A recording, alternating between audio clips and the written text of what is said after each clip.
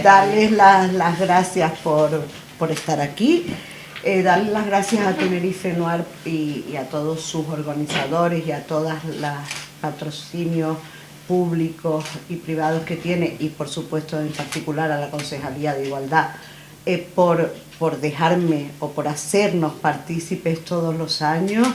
Gracias a este festival han pasado por aquí autoras muy interesantes, y no solo autoras de novela negra, sino también estudiosas de la propia novela negra, como fue el caso el año pasado con esos estudios justos sobre el cambio de Petra Delicado entre el libro y la serie televisiva, etc. Entonces, muchísimas gracias por permitirnos participar en este festival. Para nosotras siempre es un orgullo, y respecto a las personas que están en la mesa, que no es tal, pues vamos a ver, Carmen de la Rosa es escritora, es médica, es amiga, es feminista, creo que todos los días del año, afortunadamente, y bueno, es una mujer, es parte importante de que esta librería lleve abierta ya los casi 8 años que va a cumplir ahora en julio, ¿no? Alba Sabina, jovencísima para mí, una niña, una poeta de una talla impresionante, una feminista, un coco que podrán verlo ustedes ahora, pues otro placer. Y por supuesto tener aquí a María Frisa, que como además decía ella, pues tienen ahí en Zaragoza, pasa como con los vinos, ¿no? Es decir, tienen una serie de autoras, de librerías, de editoriales que a lo mejor no son, claro, no son las más mediáticas, pero que tienen como un calado muy importante, muy serio, y bueno, es ella hoy la protagonista, una mujer que, como habrán visto ustedes en las propias redes, pues además de escribir, y escribir muy bien, pues también le pasa como a Carmen, también se dedica a tiene una especialidad sanitaria, se dice ahora, es también psicóloga, con lo cual creo que el tema del que nos van a hablar hoy entre las tres, ese tema del ciberacoso tan de moda desgraciadamente, pues puede dar para muchísimo. Entonces, muchísimas gracias por estar. Aunque mi amigo Alejandro, que es organizador de Tenerife Noir y está con los vinos de Tenerife este año, no nos trajo vinos, como aquí sí tenemos vinos de Tenerife, luego les ponemos la copita afuera y ya está.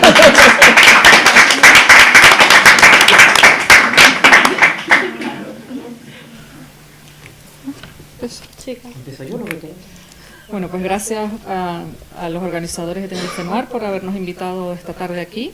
Quería felicitar a María por su novela, que me la leí en 3 días, me enganché, para que sepan, se engancha. Es una novela que habla de temas interesantes como violencia de género, ciberacoso y machismo, no solo en el medio policial, sino lo describes muy bien también en el mundo de los jóvenes. Las protagonistas son la subinspectora Berta Guayar. Ella habla de la inspectora, de esta subinspectora, como el sentido de la justicia, busca siempre el sentido de la justicia, y la inspectora Lara Samper, que ella busca más lo que es la verdad. Trabajan en el Servicio de Atención a la Mujer de Zaragoza, que es una unidad de la Policía Nacional que investiga casos de delitos sexuales y violencia de género.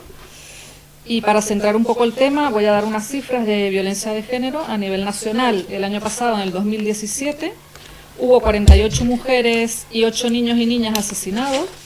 En Canarias es la 4ª comunidad autónoma con más violencia de género. Las víctimas en toda España rebasan las 40.000.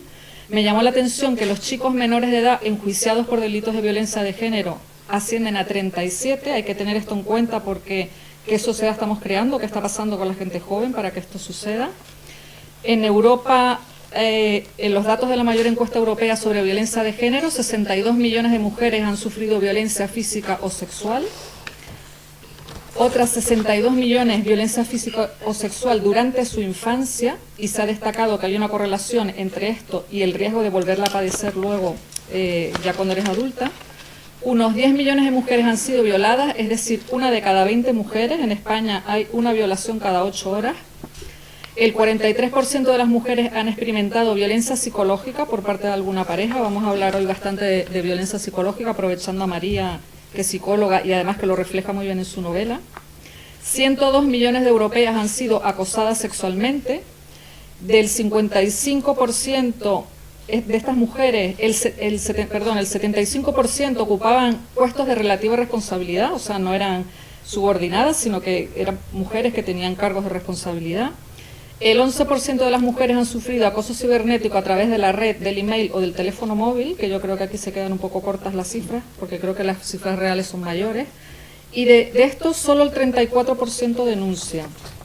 Y luego los tipos de violencia de género, tenemos la violencia física o sexual, la violencia psicológica y la violencia económica.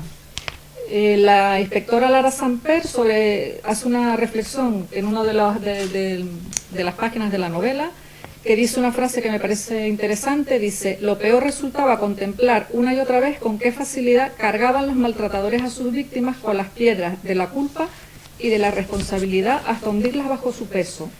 Entonces quería que comentaras de cómo los daños que sufren las maltratadas, cómo no pueden salir de ese círculo, lo mal conocido que es esto a nivel no solo de la sociedad, sino también de los supuestos especialistas que tratan con las mujeres.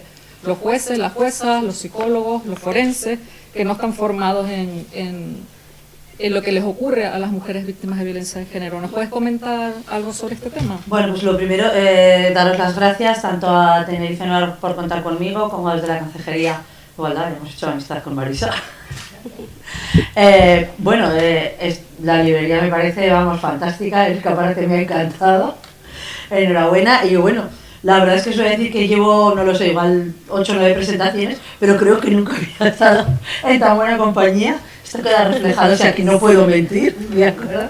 Muchas gracias a Carmen, a Alba por estar aquí conmigo. Te estaba escuchando los datos que estabas dando y la verdad es que la reflexión que me gustaría empezar haciendo es que las cifras están muy bien y son alarmantes, pero yo creo que se quedan en cifras.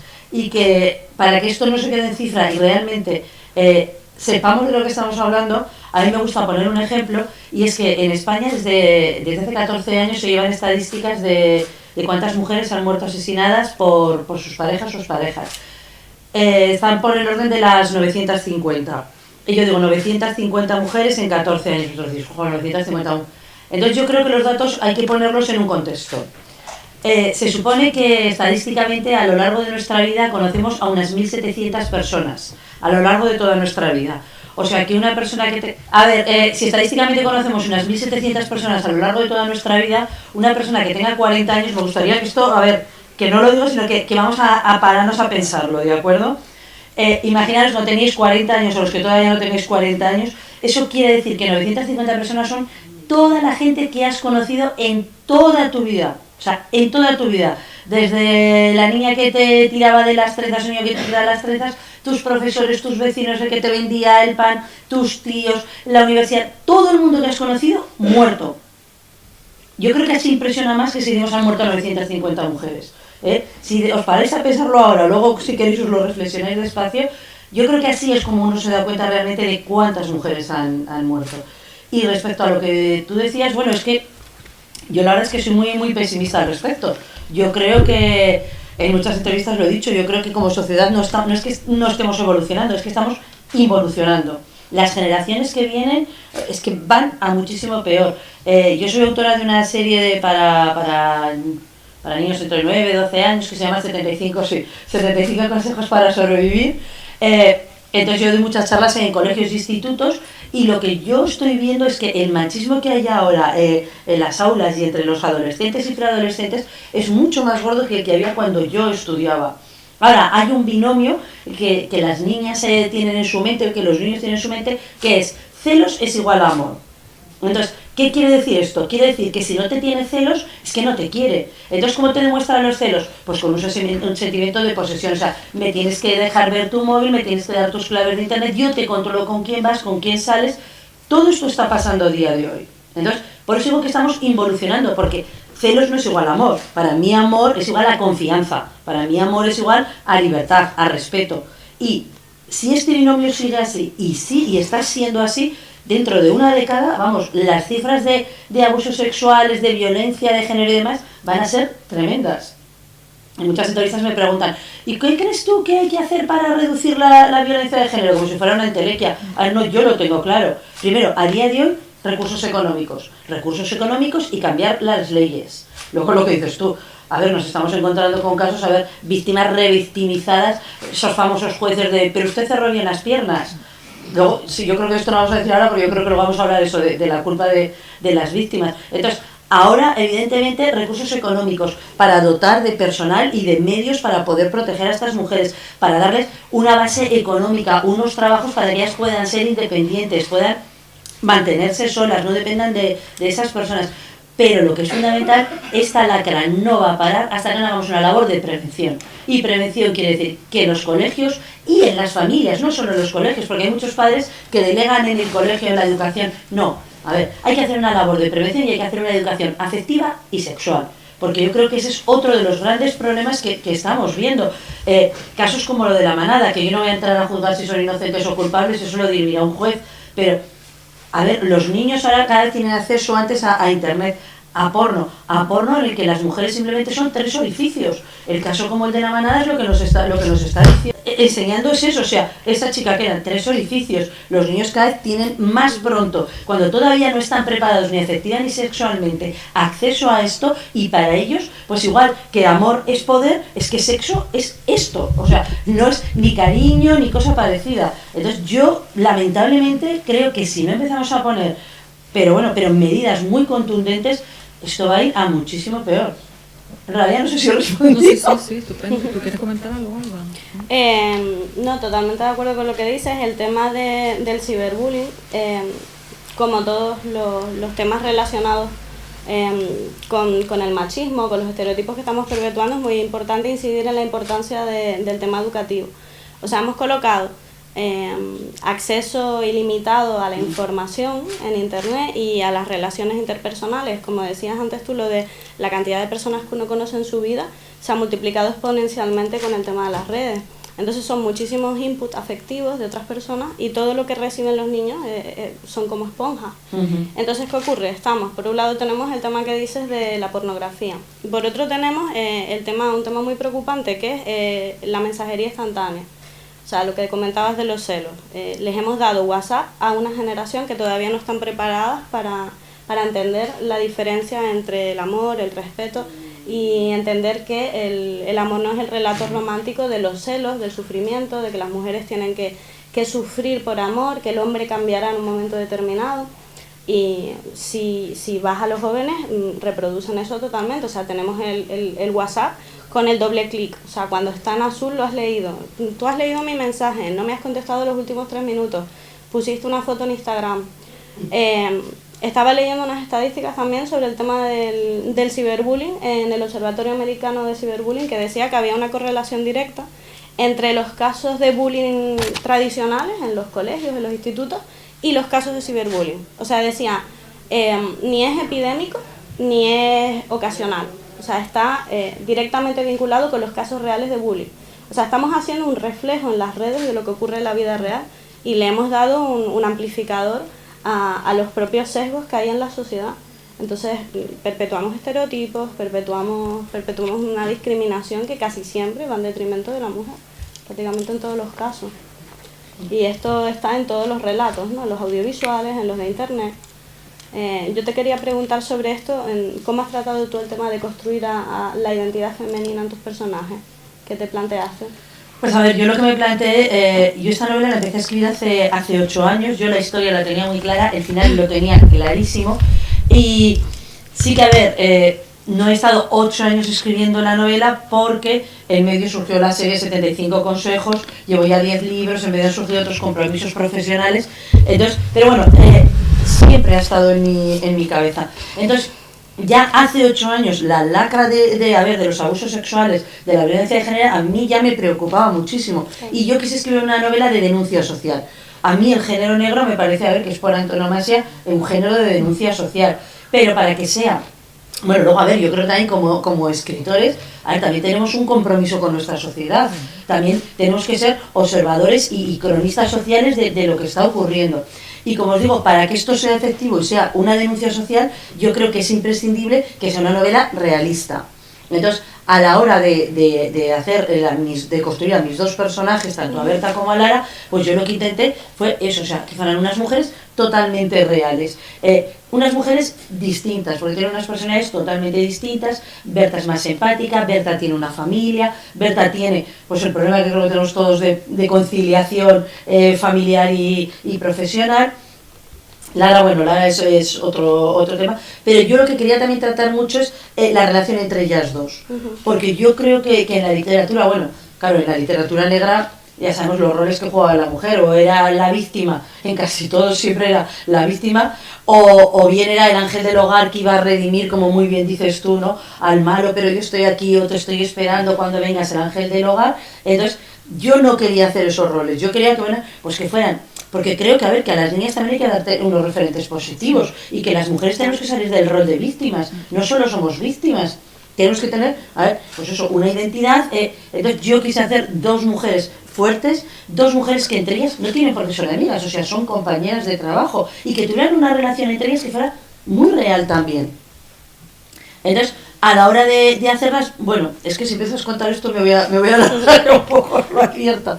Yo lo que he querido reflejar, como psicóloga, yo creo que los psicólogos tenemos o el vicio o la virtud, no sé muy bien qué es, de que yo siempre creo que los comportamientos vienen motivados por una razón. Entonces, yo esto he querido reflejarlo en la novela. Para mí, la verdad no existe, la verdad es muy relativa. ¿Cómo lo reflejo yo en la novela? Pues a ver, a través de una cosa que se llama programación neurolingüística. Como escritora tiene recursos, y ¿cómo metes la programación neurolingüística? Pues yo hago que Lara sea psicóloga y sea experta en esto para poder explicarlo, porque el final de la novela, la resolución de la novela, tiene mucho que ver con esto. No voy a hacer ningún spoiler. Entonces, la programación neurolingüística lo que nos dice es que lo que nosotros vemos, ellos lo llaman el territorio, la realidad es el territorio. Y nosotros, cada uno de nosotros, tenemos en nuestra cabeza nuestro propio mapa mental, que es diferente en cada ser humano. Y nuestro propio mapa mental se ha formado, bueno, pues con nuestra educación, también tiene una parte genética, nuestros recuerdos, nuestro pasado, todo esto lo hemos ido, con esto hemos ido forjando el mapa. Nuestros mapas mentales tienen filtros. Cuando percibimos la realidad y pasa a nuestro mapa mental, aplicamos nuestros filtros. Entonces, todos los que estamos ahora aquí nos parece que estamos viviendo lo mismo, pero no es cierto. Cada uno lo estamos aplicando a nuestros filtros. Seguramente si al terminar dijéramos, vamos a hacer un resumen de qué ha sido lo que hemos oído aquí, habría enormes discrepancias. Hay estudios que lo demuestran, no es que yo sea muy lista, hay estudios que lo demuestran. Entonces, estos mapas mentales, como os digo, tienen filtros, y estos mapas mentales hacen que nos equivoquemos. Yo quería hacer unas mujeres muy reales, y yo quería que se viera como la interpretación que yo hago de los motivos por los que tú haces esto es lo que a mí me lleva a hacer esto otro. ¿Cuál es la manera de hacerlo, de demostrarlo en la novela y no solo decirlo? Yo he hecho capítulos alternos en el que ves lo que Berta piensa de lo que Lara, ahora es Berta y yo Lara, de lo que Lara está haciendo, y ella actúa en consecuencia. Pero tú como lector estás viendo que no, que Berta está teniendo una interpretación errónea, igual que Lara. Lara también infiere unos motivos a Berta que muchas veces no son. Entonces yo creo que esos son mujeres, bueno, mujeres o hombres reales, porque todos hacemos esto continuamente. A ver, no somos conscientes, claro, pero todos estamos con nuestro propio mapa mental. Entonces ya dependiendo de los errores o las fallas que tenga tu mapa mental, pues te lleva a conductas, bueno, pues más o menos, no sé, bueno, ya no voy a decir más. María, si no me parece muy interesante eso que dices, porque tu novela, tal como cuando la leí, plantea un dilema moral al lector y a la lectora que la están leyendo. Estás planteando ahí, porque parece que la realidad no es tan real, y entonces claro, es difícil. Yo cuando acabé la novela pensé, qué difícil el trabajo de la inspectora y de la subinspectora, porque además habían investigado previamente al violador como violador, que luego tienen que investigar el asesinato de ese violador, con lo cual ya llevan unas emociones y unas cosas de antes. Es que eso es una de las cosas por las que tardé también 8 años, porque yo siempre, todas las novelas negras que lees, bueno, aparte del domestic noir, que son, bueno, pues gente que no es profesional, si son profesionales se dedican, o bien trabajan en homicidios, o bien trabajan en policía judicial o en guardia civil. Entonces mi novela, cuando yo la planteé, sí que empezaba así. No voy a hacer ningún spoiler si os cuento el principio. Aparece un chico de 22 años muerto, asesinado, y entonces este chico ha estado acusado de la violación de una menor, ha sido juzgado y ha salido inocente. Entonces yo en un principio a ellas las puse trabajando en homicidios. Entonces pues era la típica novela negra en la que ellas llegaban A ver, sí que me gustó desde el principio que fueran dos mujeres, porque yo creo que no hay novelas negras en las que sean dos mujeres las encargadas de la investigación. Pero ellas llegaban al lugar del crimen y entonces, bueno, no sabían nada ni de este chico, ni de la víctima, no sabían nada de nada. Pero en el momento en que yo las cambio y las pongo a trabajar en la unidad de, bueno, familia o mujer, violencia de género, como queramos llamarlo, es totalmente diferente, porque cuando ellas investigan esto, ellas están convencidas de que ese chico es un violador. Y de hecho, creen que es su fallo profesional que haya salido inocente porque no le han podido dar al juez, pues, bueno, las pruebas que necesitaba para culparlo. Entonces, ¿qué ocurre? Ellas ya conocen a la víctima, ellas conocen a la familia de la víctima, llevan meses trabajando con ellas, conocen al chico, conocen a la familia del chico. Entonces, yo creo que eso aportaba una riqueza de... Como dices tú, ellas ya están metidas dentro. De hecho, Berta Guayar, a mí me gusta mucho ese momento en el que cuando sabe que este es el chico que ha aparecido asesinado, lo que siente es alegría. Porque, a ver, porque es un ser humano y es, a ver, y ella lo que piensa es que se ha restablecido un equilibrio y mira, y este chico no va a volver a violar a nadie más. Que ese momento de alegría, claro, luego Lara es la verdad que le dice, a ver, te estás alegrando de la muerte de un ser humano, pero yo creo que es inevitable. Y respecto a lo que dices de las reflexiones, yo quiero creer, y a ver, el feedback con los lectores me lo está diciendo, yo creo que es una novela de la que no se sale indemne. Yo creo que cuando se acaba de leer la última página, empiezas a... porque vuelves a ver la novela con una perspectiva totalmente diferente y yo creo que te hace reflexionar ya antes del final. Yo creo que hay muchas reflexiones implícitas, pues la culpa de las víctimas, lo que decimos, machismo, bueno, los críos estos que yo busqué del tuning, porque entonces me pareció lo peor, que bueno, me he quedado cortísima 8 años después. Pero ahí está muy bien reflejados los estereotipos, ¿no? Del estereotipo del chico violento que trata a las chicas como objetos sexuales. Y que la chica es su posesión, o sea, mientras es su novia es su posesión. Sí. Claro, es que lo interesante es coger estereotipos que siempre han estado muy planos, como el tema de la víctima en el género negro, que casi siempre nunca entendemos ni las motivaciones, ni las circunstancias vitales que han llevado ni a las víctimas ni a las perpetradoras femeninas a hacer lo que hacen. Yo el otro día estaba hablando sobre la serie Alias Grace, en la que aparece una asesina y en una de las primeras ocasiones que tú puedes ver en un relato audiovisual, tú entiendes que de su condición femenina y de su condición de mujer pobre inmigrante, influye en que ella haya cometido o no haya cometido el asesinato. Entonces el tema, yo creo, importante, igual en el género negro, pero en general en la ficción, es dimensionar los personajes planos. O sea, eso es lo que nos va a traer una reorganización de lo que tú comentabas, de esos mapas mentales.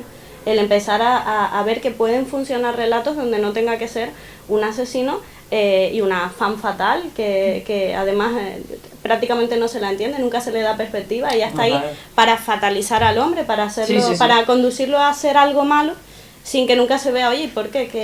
¿Qué es la vida de esta mujer? ¿Qué es lo que... Sí, que la ha llevado a eso? Incluso porque no vemos la historia desde su lado, ¿no?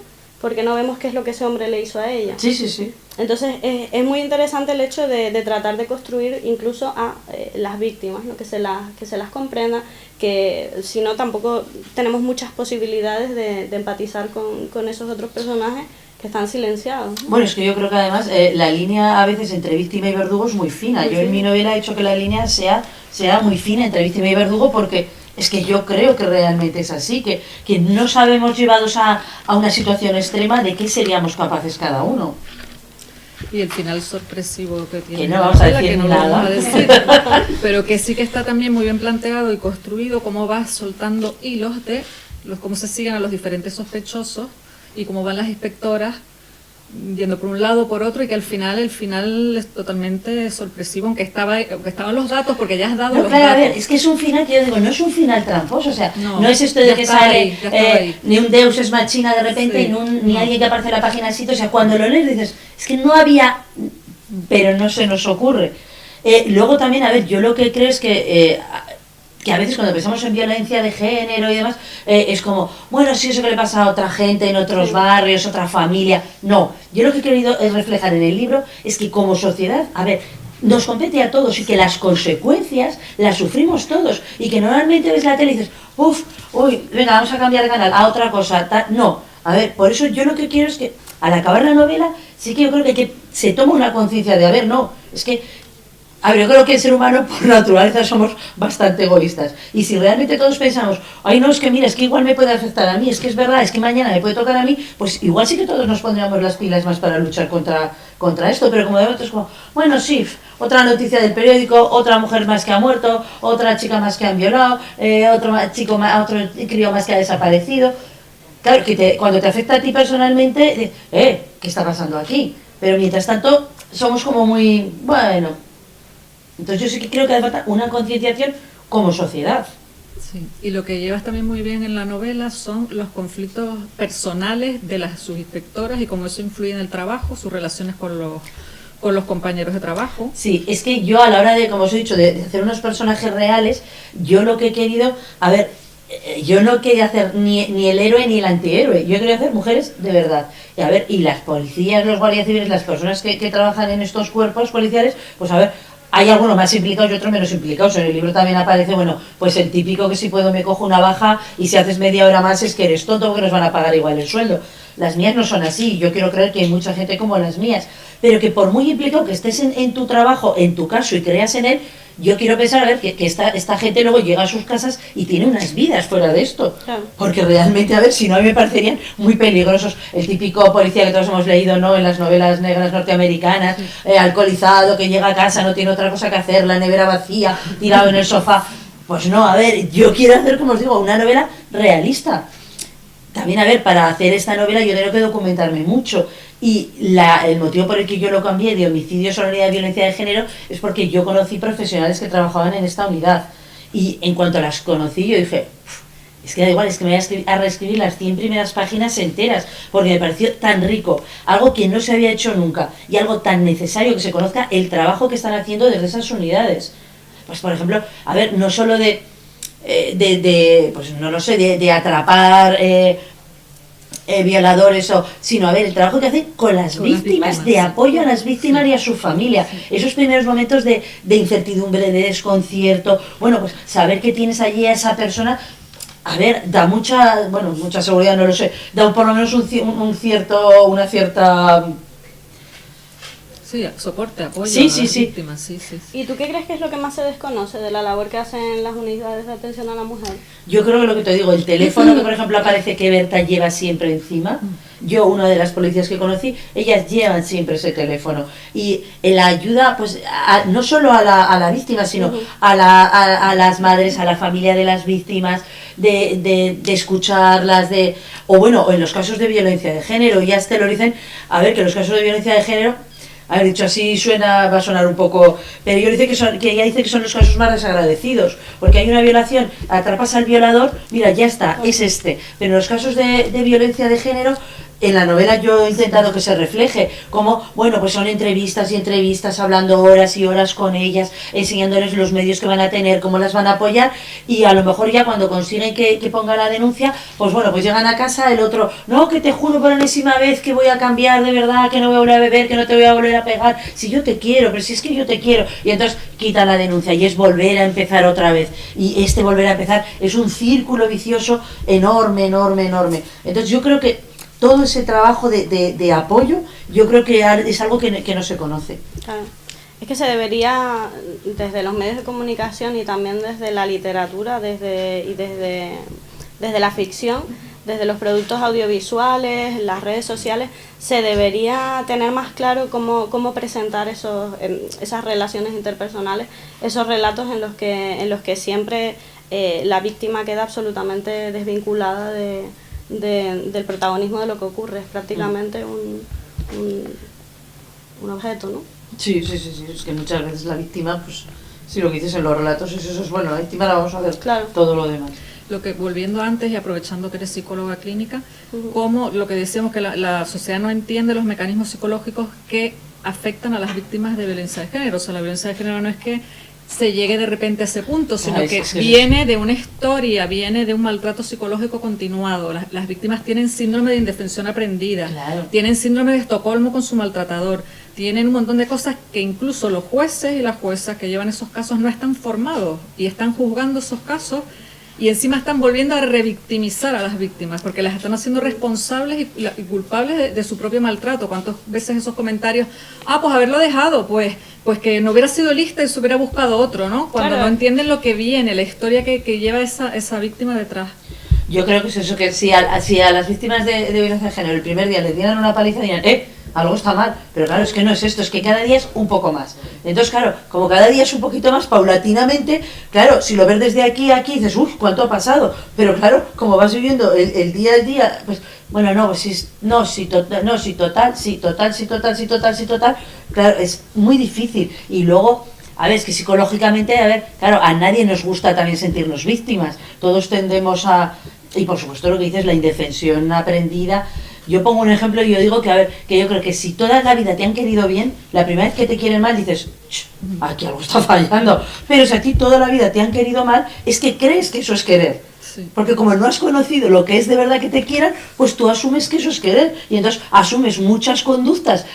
Por eso también, digo que la educación hay que hacerla también desde la familia. Porque muchas veces estos son patrones aprendidos. O sea, sí, patrones que se aprenden en el núcleo familiar. Pues lo ven, hay chicos o chicas que lo ven y entonces les parece normal que se lo hagan porque ellos lo están viendo en su casa como unas conductas normales.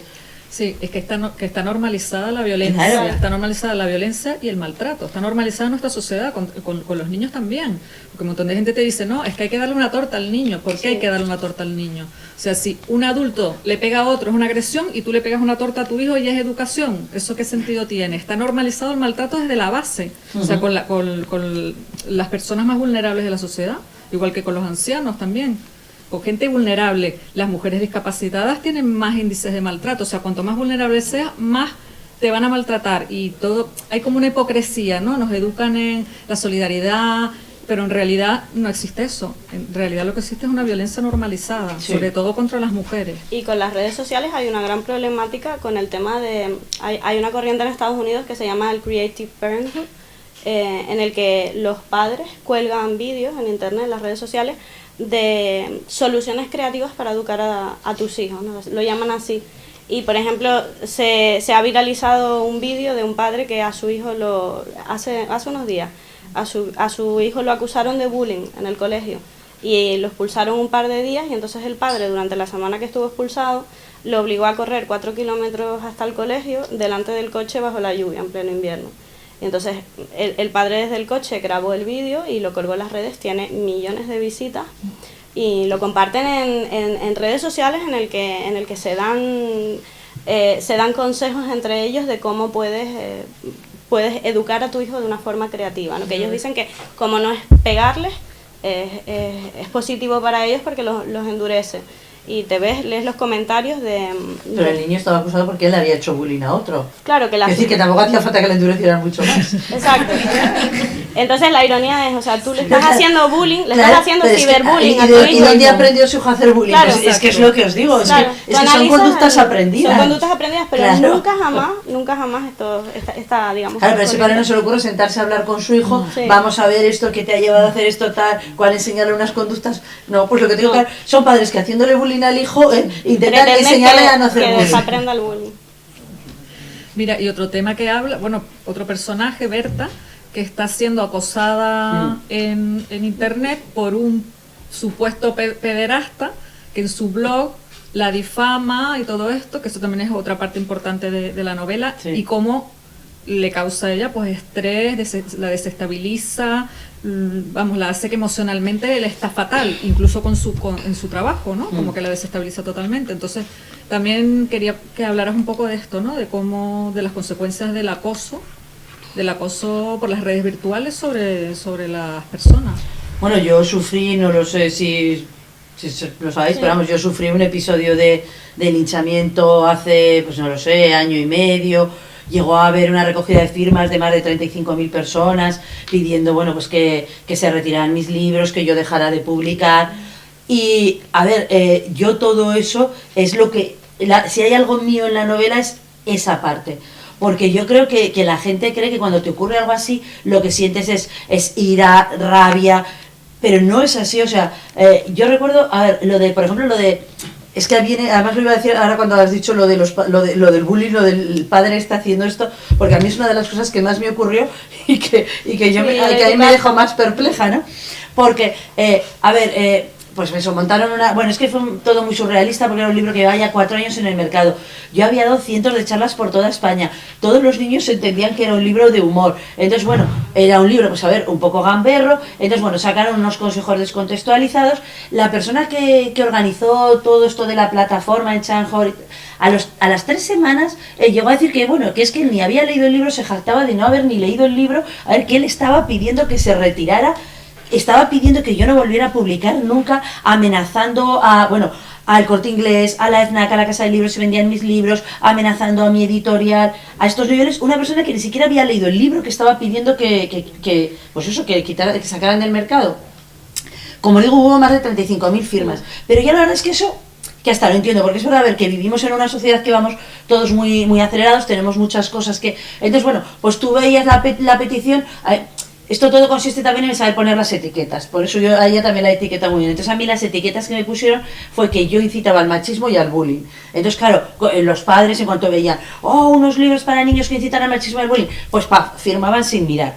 Yo eso sí lo entiendo perfectamente, o sea, que yo que sé, igual hasta yo alguna vez no lo sé si habré firmado, normalmente no soy de firma de estas cosas, pero puede ser.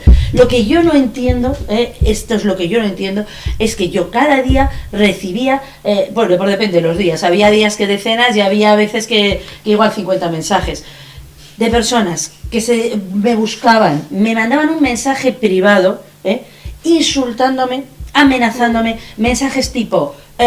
ojalá tus hijos lo revienten a patadas en el patio del colegio. Y esto eran padres que me decían, porque estoy preocupado por el ejemplo que estás dando a mi hijo, ojalá los tuyos lo revienten a patadas. Y entonces yo decía, a mí lo que me está preocupando es el hijo que puede tener este señor si este es el comportamiento que te ve a ti.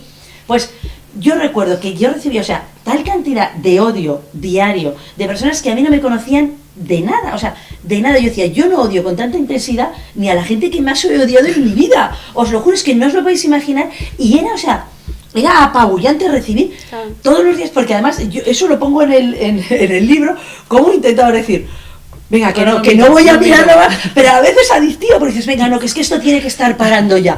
Y a lo mejor, pues eso, a lo mejor me echaba a dormir a la 1 de la mañana y a las 5 decía, venga, esto ha tenido que parar ya, 1000 firmas más, y yo decía, pero Dios mío, no duermen. Claro, y es cierto, en Twitter, bueno, yo en Twitter ni entraba porque cada segundo os aseguro que no daba tiempo a los retweets que había, pero bueno, horrible. Y entonces, lo que sientes en ese momento es una indefensión, una consternación. Yo sentía hasta miedo, a ver, no de que fueran a venir a pegarme, porque aparte yo en redes nunca había puesto nada de mi vida, o sea, cuando decían que pegaran a mis hijos ni sabían si yo tenía hijos, porque yo nunca he puesto ni si estoy casada, ni si tengo hijos, ni dónde vivo.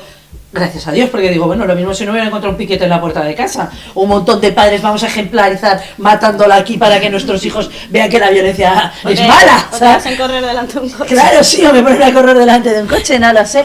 Pero yo recuerdo que esos sentimientos de, mira, el nudo aquí en el estómago y la indefensión, y luego lo que os digo es que era una consternación, yo decía, pero si es que esto amanece que no es poco, es menos surrealista que esto. ¿Y por eso lo denunciaste, María? Pues mira, no lo denuncié porque el individuo que organizó todo esto, el que os digo que 3 semanas después se jactaba, es que hasta presumía, ni siquiera he leído el libro. A ver, lo que él quería era notoriedad, era una persona que había estado intentando salir en tertulias de televisión, en programas de televisión, antes de lo mío ya me refiero. Entonces yo, al principio, a ver, no tienes ganas de nada, te lo aseguro, o sea, lo único que quieres es que pare como sea, Yo me fui de las redes sociales, luego unos meses más tarde volví, y sí que me planteé denunciar a no ya a los que me mandaron esos mensajes tan bonitos. Pero yo pensé que en realidad, a ver, es que lo único que iba a hacer era conseguir volver a darle una publicidad a este hombre, o sea, que él lo que estaba esperando es que yo lo denunciara para poder volver a abrir la plataforma, mirar, ves cómo hemos hecho bien, mirar cómo tal. Entonces yo pensé que no, a ver, yo tuve mucha suerte de que yo tuve un gran apoyo detrás del mundo de la literatura, escritores, periodistas. Juan Soto Ibasa, que yo entonces no conocía, fue el primero que escribió un artículo maravilloso de gente con problemas de comprensión lectora. Bueno, también dio un gran vuelco todo cuando Elvira Lindo escribió un artículo sobre todo esto. que luego también era muy gracioso porque Elvira Lindo salía diciendo las cosas que yo había dicho y entonces había gente que decía, ah, no, es que lo dice Elvira Lindo. Entonces también es como, vale, o sea, el peso que tiene depende de quién lo dice, ¿no? Porque yo al principio intenté razonar con estas personas, porque, o sea, es imposible. Y yo me acuerdo que con alguno intentaba razonar y decía, bueno, pero léete el libro y luego, o sea, y luego hablamos. No, es que yo no tengo que leer el libro si yo he visto 3 fotos. Entonces, a ver, léetelo y, o sea, cuando te lo leas me dices si ese es el mensaje que sales. Porque luego era muy difícil defenderme porque me estaban acusando de lo que yo defendía en el libro. Sí, Esto es súper curioso. Yo escribo un libro con una serie, con una niña de protagonista, porque normalmente los libros tienen a niños como protagonistas. Y yo pongo a una niña de protagonista porque yo quiero tener una chica, que las niñas tengan referentes. Y es una chica fuerte, decidida. A ver, pues que comete errores como todo el mundo. Es una chica bastante un poco que le parece que va de chuica, que luego todo le sale al revés para que los niños aprendan. Y entonces me acusan de todo esto y digo, en realidad, si yo hubiera escrito el libro poniendo a un niño de protagonista, esto no me hubiera ocurrido, porque entonces me hubieran dicho que fomentaba el machismo. Ya, pero, porque en el momento en que... A ver, no lo sé. Pero yo creo que te ocurrió porque eres una mujer, porque si lo hubiera escrito a lo mejor un escritor, no... No, yo creo que no, creo que no. Y yo creo que no fue peor. Fíjate, esto que te voy a decir es muy duro. Yo creo que lo que alimentó la polémica también es el título del libro, porque la gente confundió en un momento determinado. No, es que eso no me lo puedo creer. O sea, sí, yo no me lo puedo creer. Yo me acuerdo. No, sí, que había gente que lo decía. Pero a ver, que yo no me lo puedo creer porque lo que te digo, porque si el libro acabara de salir, mira, el único sentimiento que no tuve nunca fue el de pensar, igual tienen razón, si el libro acabara de salir y yo no hubiera tenido, o sea, ese feedback de más de 100 charlas por toda España con los niños, hubiera dicho, oye, pues ojo, igual soy yo la que estoy equivocada y al escribirlo no me he dado cuenta y este es el mensaje que se manda. Pero si es que yo había estado, o sea, con centenares de niños y los niños sabían que era de humor. Los niños, a ver, se reían, ningún niño se lo tomaba en serio. Había un blog asociado al libro. Ahí me escribían montones de niños, que es que tengo los mensajes. No, pero yo me refiero a cuando surge la polémica, hay un momento determinado en el que yo llego a leer en algunos artículos. Se trata de una guía, de un manual, a ver, pero como es que, si fuera un vale, libro de autoayuda el que ha escrito eso es que porque ni siquiera ha leído el libro, porque en el momento en que lees el libro, o sea, es imposible que leas más de 8 páginas y no te des cuenta que es de humor. Sí, total. Porque la propia niña aconseja una cosa pero ella hace todo lo contrario, o sea, es todo el rato ese juego. Bueno, obligaron a la editorial a poner una pegatina, esto es un libro de humor. También a mí esto me dio una reflexión que... No, pero a mí esto me dio una reflexión. Si ahorita que yo voy a los niños, y los niños de cuarto, quinto, sexto de primaria, entienden que es un libro de humor, y sus padres no, ¿qué pasa? ¿O es que hay una edad en que se pierde el sentido del humor y la ironía? O no lo sé, pero vamos, a mí me preocupa mucho. Pero yo creo que las polémicas en internet son mucho más automáticas, ¿no? La gente, 90% de las veces no lee. Yo me acuerdo una vez que me enviaron un link de change.org de algo que era falso y se lo comenté a la persona que lo había enviado, mira, esto está mal, léelo, lee el texto que hay dentro y verás que no me acuerdo qué era. Y me decían, no, me lo mandó alguien de confianza.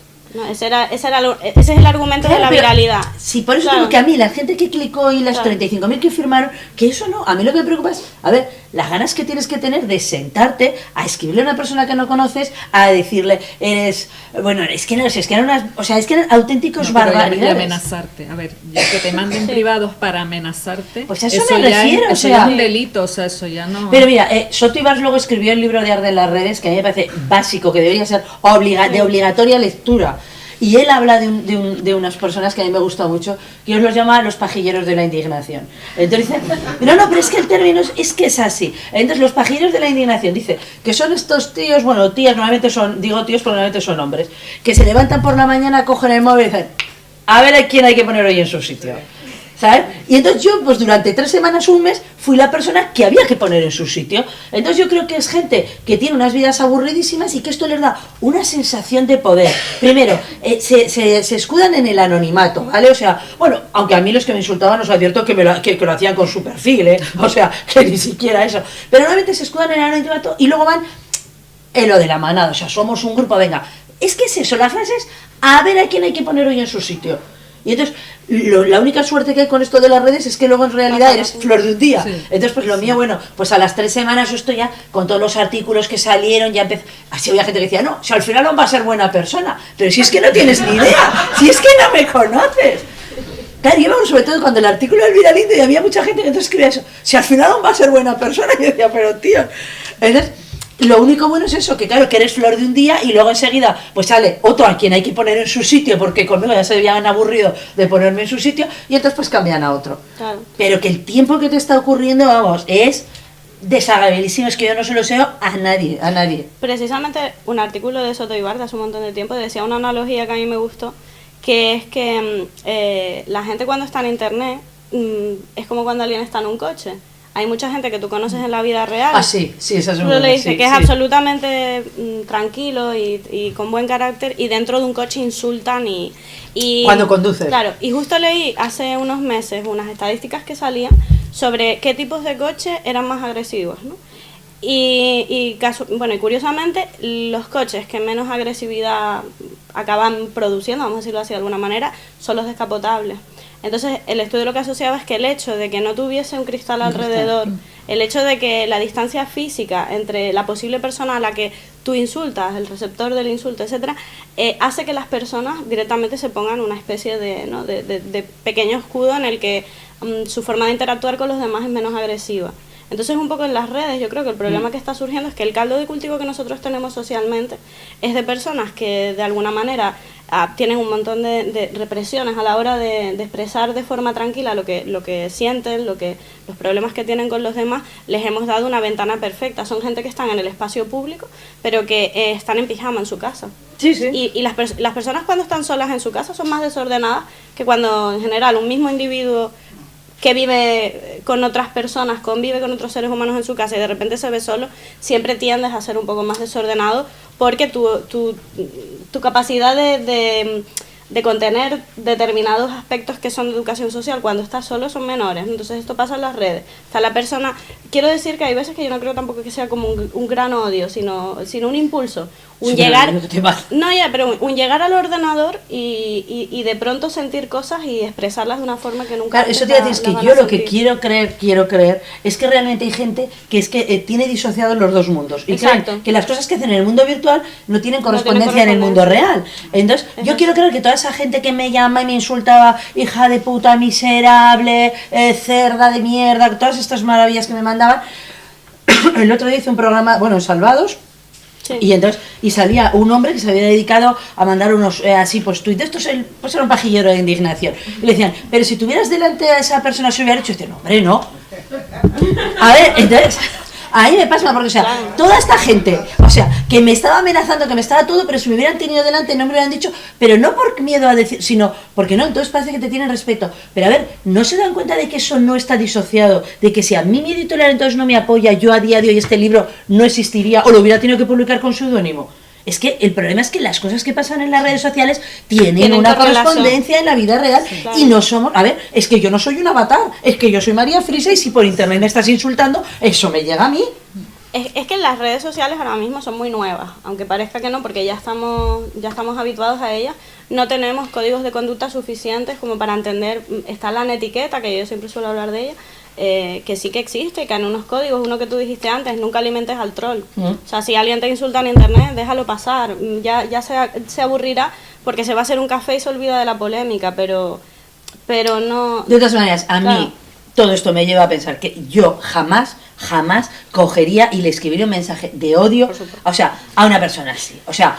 No, yo me acuerdo que después de toda esta polémica escribí un libro, el de 75 consejos para sobrevivir en las redes sociales.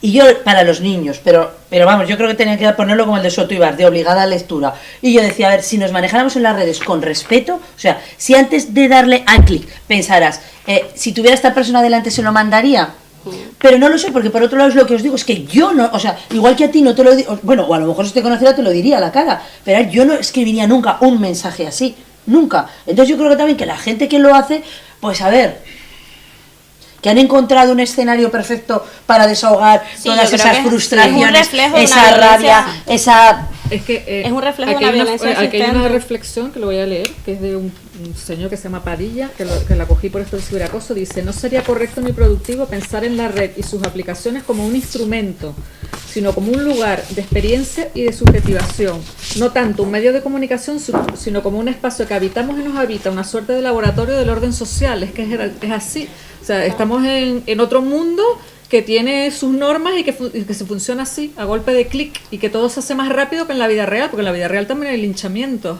También hay Claro. insultos, también hay amenazas, también hay acoso. Lo que pasa es que aquí es más rápido, es como más... Es que la red social, internet realmente no está disociado tampoco, es un mundo, como decías tú, está vinculado, está correlacionado con la realidad. Entonces, bueno, esto que sucede con el ciberacoso sucede también con las muestras de afecto. Tú te ves a gente que te envía flores y besos y corazones por privado, no los conoces de nada, ¿no? Y a veces les escribo, ¿tú abrazas a extraños por la calle?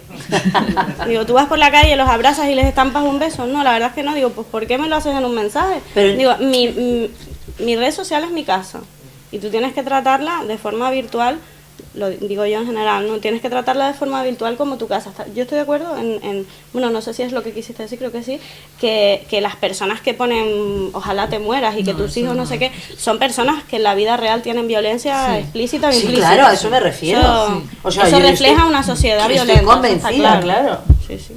No quiero decir que se amplifica, pero que tiene que haber un pozo. No, es que... Yo tampoco me veo estoy jamás segura. escribiendo a alguien que te mueras en un mensaje privado, la verdad. Lo que pasa es que fíjate que es curioso porque cuando recibes lo que dices tú, besos, amor, no sé qué, de gente que dice, si no te conozco de nada, Claro. te deja como más indiferente. Pero cuando recibes lo que te digo, estos mensajes así, oye, mira, pues que te hace aquí un poco de... que recibes los besos Claro. y eso dices, pues mira, yo que sé, será muy cariñoso. Pero cuando recibes esos otros se te queda aquí uno. Pero la dinámica es la misma y habría que educar en todos los sentidos. Sí, pero no recibirlo no se recibe igual. No se recibe igual, está claro. Si a mí me hubieran mandado 35.000 besos y abrazos, me ha dicho, ay, qué pesadica está la gente. Oye, no sé si ¿Alguna queréis pregunta o hablar... algo, sí? ¿Alguien que quiera preguntar?